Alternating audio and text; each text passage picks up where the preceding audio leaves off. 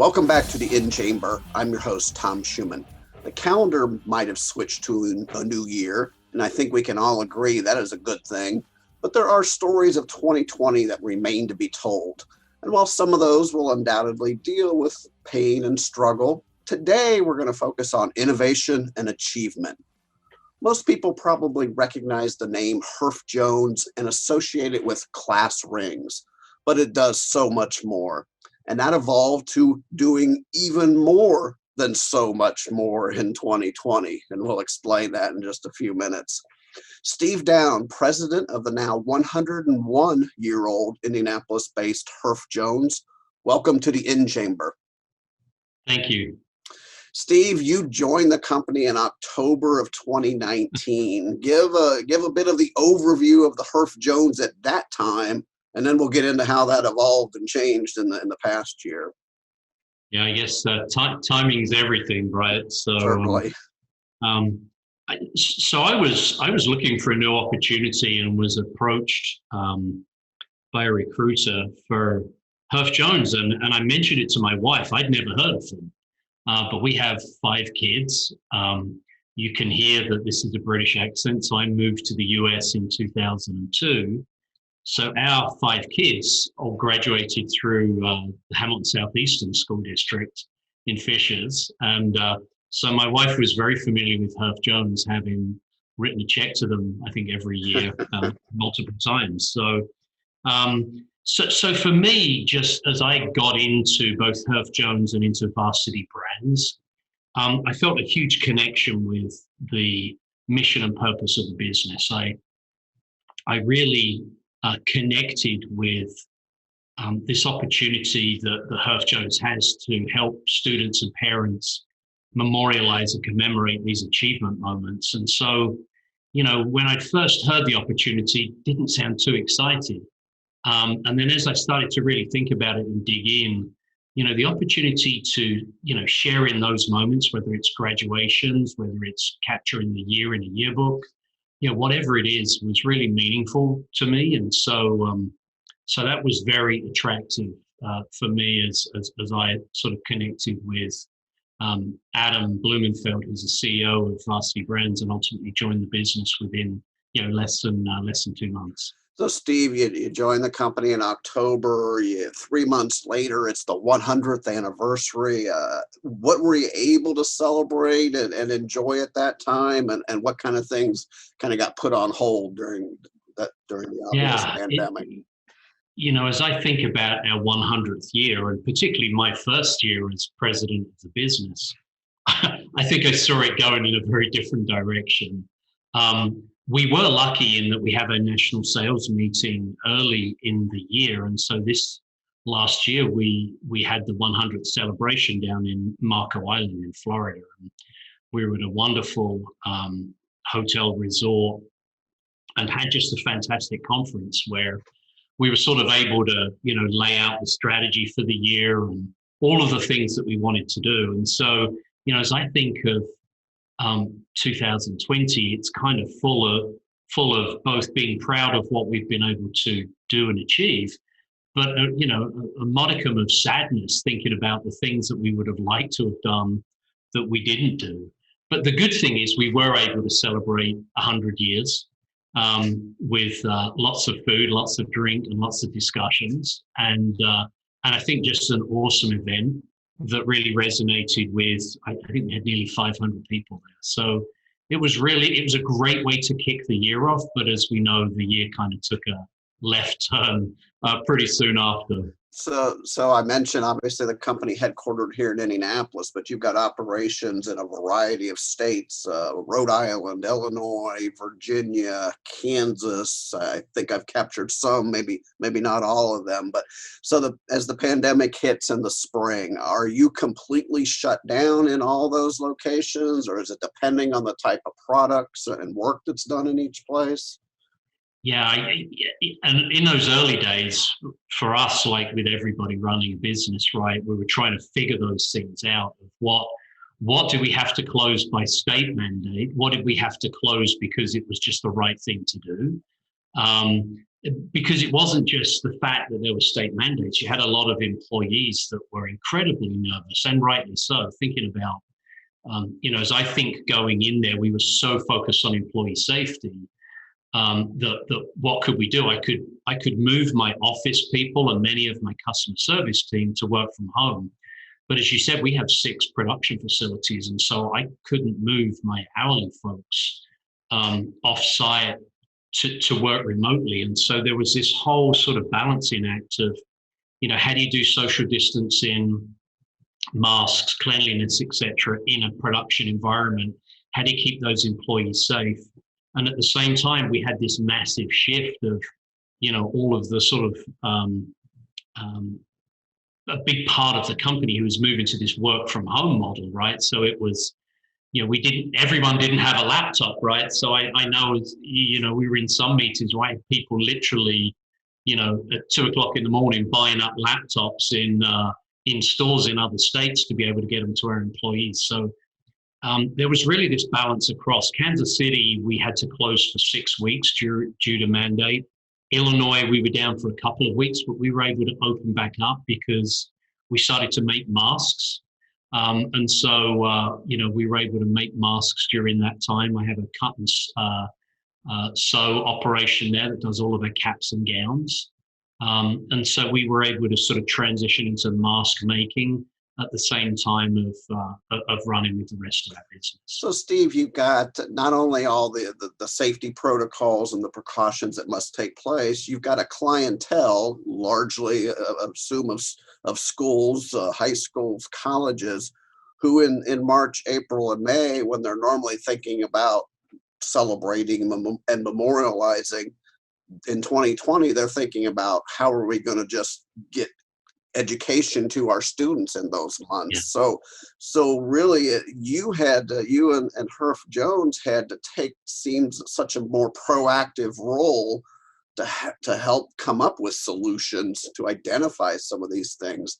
Am I right that springtime is the busiest time of the year for Herff Jones? I can't think of a business that's kind of more sort of centered on schools and colleges, being in and being active and open as Herff Jones and Varsity Brands in general. It's the market we serve, and so you're right. We were lucky in a way for Herff Jones. Our order season, we run really on a school year, right? So whilst we financially report in a different way, my business really runs from August to July. And so we have most of our orders in the barn by the time we hit March. And so it then turned to this, how do we deliver? How do you deliver products when schools are closed? How do you deliver products when, no one knows, if graduation can happen, number one, and if it can, when it's going to happen. So all of the sort of standard timelines that we've worked with for 100 years, right, all went out the window as we started to really pivot to think about how do we service our customers in the way they need to be serviced in a very difficult market. So, Steve, I think those timelines were exactly in place about 40 years ago when I graduated from high school in Indiana, and I remember ordering my ring in the beginning of the school year, running it, as you said, that August. This is a business that is founded on tradition. And actually, that's, again, one of the really cool things that, I grew up without tradition in school. We didn't have a graduation with caps and gowns. We didn't have yearbooks. There were no class rings.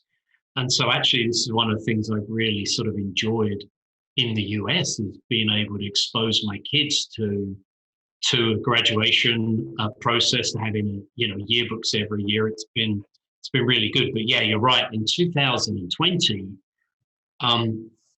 those things could have gone out of the window. And I'm immensely proud of our organization in how we were able to deliver the products necessary to make those graduations happen, to deliver the yearbooks, to get them in the hands of the students, to do all of the things that we'd committed to do for those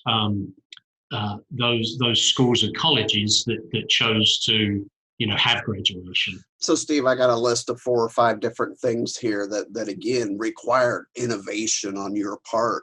Not only did I get my high school ring from Herff Jones 40 years ago, I worked on the yearbook. So in the spring, we were scrambling trying to put all the activities together from the year in a yearbook. Obviously, that's not taking place, at least on the traditional basis. How was the company able to help schools even finish their yearbooks? Number one, we've got tremendous sales partners. So our sales partners go above and beyond. In a normal year, they go above and beyond. This year, it almost became more than a passion. It was a mission to help kids normalize what we knew at that point was going to be a very different year. And so all of this work that had sort of started in the fall, we wanted to make sure, both from a delivering a product to the student and from a business continuity standpoint, we wanted to make sure that we were able to deliver those products. And so, number one, it became sort of completing, having the right content to complete the book. So, we worked internally to develop some new content, COVID inserts to go in and some of the other things that would be right to put in a yearbook for 2020, right? So there was a lot of work there. And then there was a lot of work around, how do you deliver in a very different timeline when schools aren't there? So we were still delivering yearbooks into September because that's when people were coming back to school. And so we were able to do that. Things like yearbook signings. I was going to ask you that. Yeah, the tradition of signing yearbooks. How were you able to help? Yeah, we were able to do that virtually. We partnered with someone called Kudo Board. And so, I guess, and the fact that we're doing this, on Zoom today is just an indicator of how we figured out in the world how to do things remotely and virtually that perhaps we would have done face to face. And I think we'd all, from a preference, say, hey, I'd much rather be doing those things face to face. But we were able to, at least provide some level of normality, some level of experience that we would normally have. Steve, what about ceremonies, both the high school and college level? We saw and read so much about the inability to do the traditional ceremonies, some doing them distanced and other ways. What were some of the creative ways, again, Herff Jones contributed to those ceremonies? Yeah, we were hardest hit in college who really moved to cancellations more than postponements. I mean, if you think, if I live in Indianapolis but go to school at Boston College, I'm probably not going to fly back there at a later date. So we knew we had to try and do something for the schools and colleges that wanted to have graduation but didn't feel they would be able to in person. So we were currently working with 2 technology partners, and within a very short period of time, we set up a team in Herff Jones working with those partners to create a virtual graduation. I would brag on the team. I think we had the best virtual graduation product in the market. We, in the end, conducted about 1,000 ceremonies for 250,000 students to help them graduate, which means that they were able to have photos, video clips, some background to what they were studying, to normalize that experience as much as possible. And then that was played virtually at a specific time where people could log into their graduation and they would virtually be able to walk the stage and move the tassel. On the high school side, man, our sales partners just worked so hard with the principals. I tell you, the principals and school administrators have been this has been so tough for them. How would you ever anticipate that this would happen? And in high school, they didn't want to, pass up that opportunity of having their kids in their senior class graduate. And so they made it happen. And it was, I assume it was a little different everywhere. I mean, it's not like you come up with a one-size-fits-all solution for this. There was no one-size-fits-all. I mean, we saw cap and gowns being delivered in parking lots of supermarkets, and we had some in drive-ups. I saw a drive-through graduation. I've seen them at drive-through cinemas. I've seen them at speedways, driving around for their graduation. It was just incredible how creative people came to ensure that those senior students got to celebrate their moment.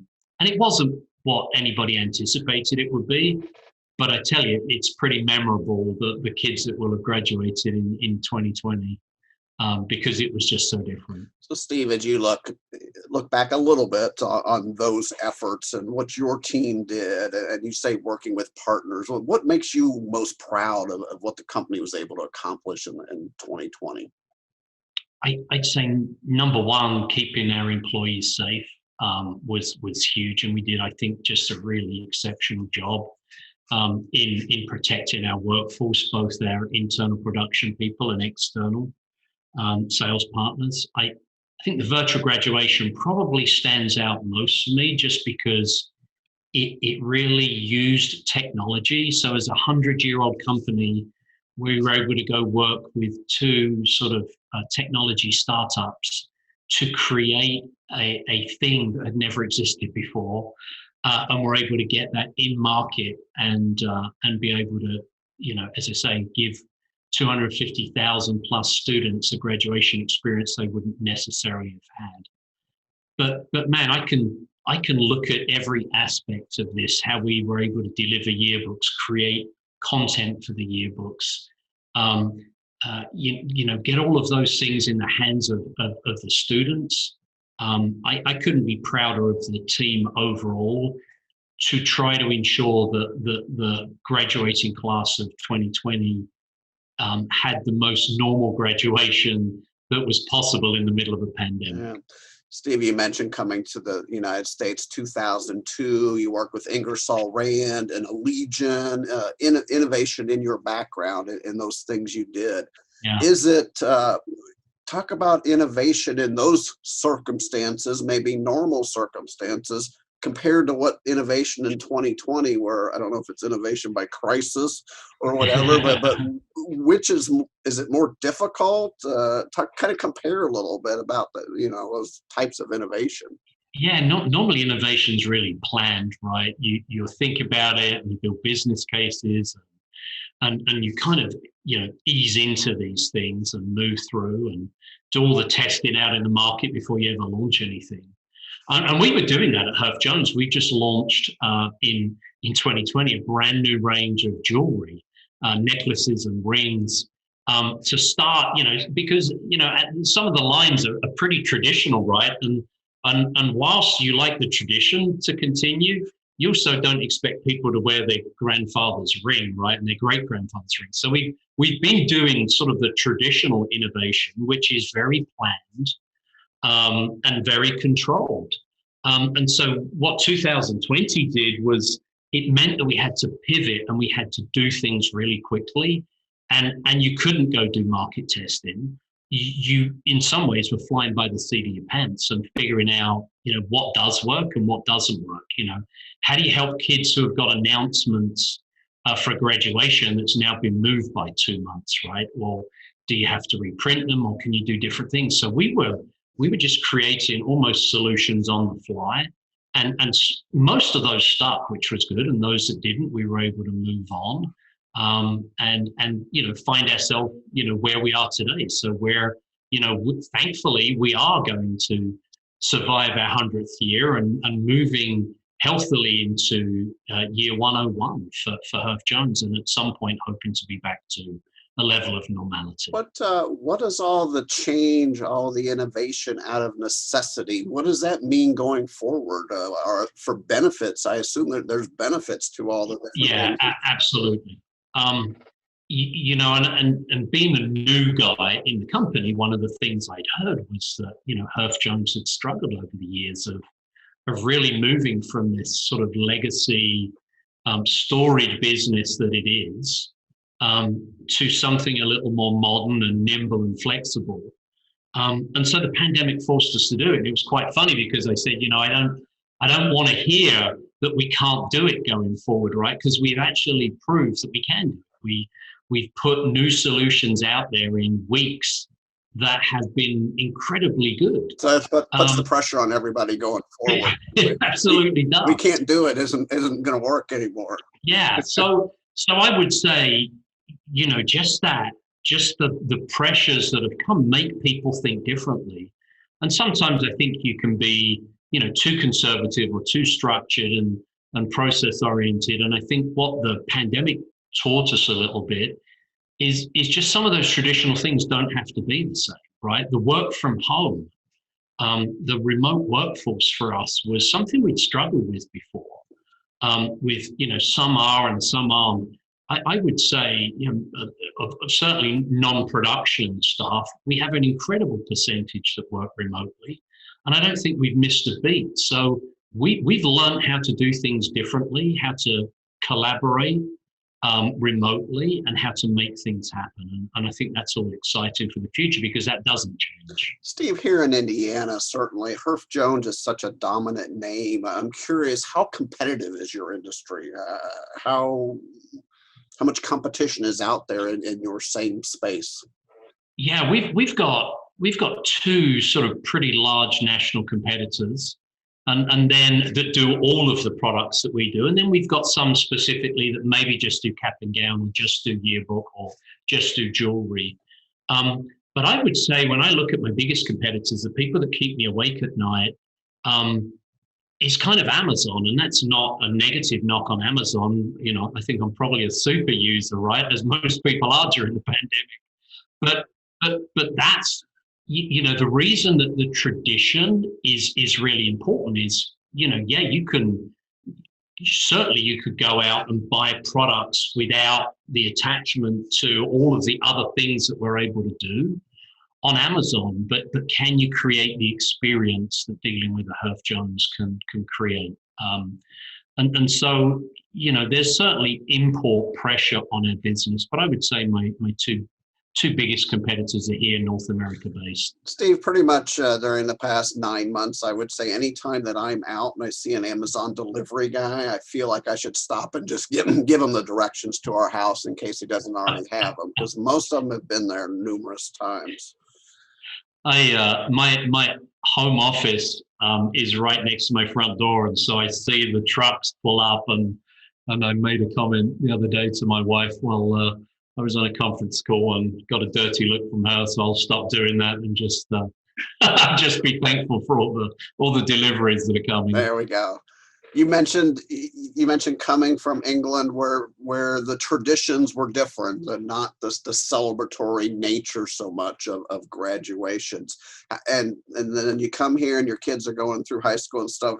How did you adjust? How was that like for you to experience that for kind of the first time?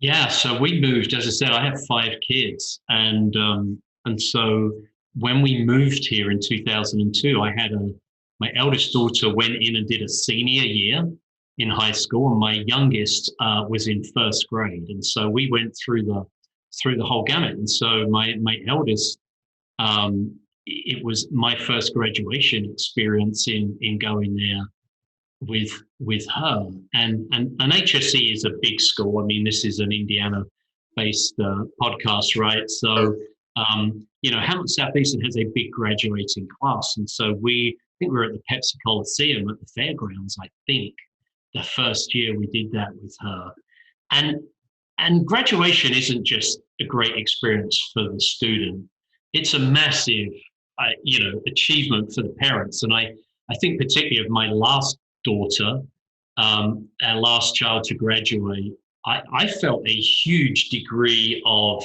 emotion as well as achievement in having had my kids all graduate high school. And so I really love the tradition. I'm glad that we can have our students, our kids feel a sense of achievement, whether it's graduating high school or graduating college, that it really does resonate and that it remains with them. So no, I've embraced it with open arms. Well, I'm sure you thought back to those personal experiences when you were considering this Herff Jones opportunity, in 2019. No, absolutely, it played a role, and so because it's interesting. I remember, the yearbook discussions in my home, right? Is we, whether as kids wanted the yearbook or not, we knew that they'd want them in 20 years. So maybe a 16-year-old really doesn't want or need a yearbook. But as a 36-year-old with maybe a couple of kids of their own, yearbooks, the tradition of the yearbook and being able to look back and celebrate those moments is incredible. So yeah, we really embraced it, and my kids embraced it, and we've really enjoyed it. And this is home. I mean, I've been here nearly 20 years now, and we're citizens. All of my kids, I have 11 grandchildren, number 12 due soon, that are all really Americans. So they just have a grandfather that speaks with an English accent. Well, Steve, we were talking before we started on the air today. My wife is from England, and so, but her parents have been here for over 50 years, and I still have trouble understanding my father-in-law every once in a while. So I'm doing really well with your accent here. It's working real good. We've talked a lot about innovation and things. We did a story in our Biz Voice magazine a couple of years ago about some of the manufacturers in the state and how they adapted during World War II, for example, and played such vital roles. As I understand it, Herff Jones was amongst that mix too, doing making some adjustments to contribute to that effort. They made bullet dies here in Indianapolis. We used to make rings here and had foundry and casting there, so they made bullet dies in Indianapolis. And so, when we started making masks in 2020, there was sort of that correlation back to doing whatever was necessary, not just for us, but for the community. And so it was, that was, again, one of the high points I looked to of how we were able to contribute. We talked about England a couple times. So who's your favorite football team? Has to be Manchester United. There are no other teams. I was happy that they won this weekend. So yes, I had a happy weekend.